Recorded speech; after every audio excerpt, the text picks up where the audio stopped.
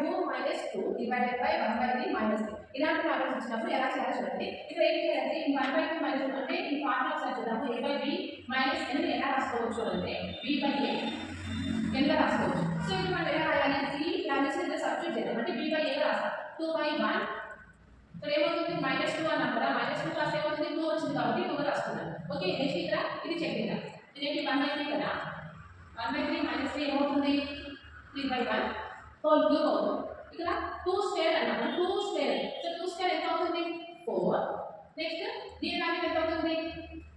Next 3 cube కదా. 3 is 9 and 3 is 27. అంటే ఇక్కడ మనకి ఈ ఫస్ట్ వాల్యూస్ ని ఇలా సబ్స్టిట్యూట్ చేద్దాం.